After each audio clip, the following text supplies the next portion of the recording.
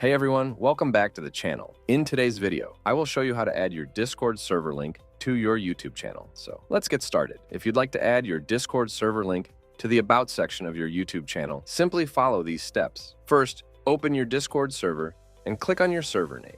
Then, select the Invite People option and copy your Discord server link from there. Now, navigate to your YouTube channel dashboard to proceed. Go ahead and navigate to the top right corner, then click on your profile picture. Select View Your Channel and ensure that the correct account is selected. If not, click on Switch and choose the desired account. Next, click on Customize Channel located here. It may take a moment to load, and you'll be directed to the channel customization page. Next, navigate to the right side and click on Basic Info. Now scroll down and you'll find the Add Link option. Enter a title here. Since it's a Discord link, I'm going to write Discord.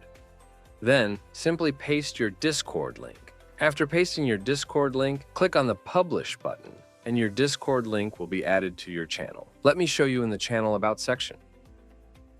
Here you can see my Discord server link. That's how easy it is to add your Discord server link to your YouTube channel. If you found this tutorial helpful, please make sure to leave a like and subscribe to the channel. Thanks for watching.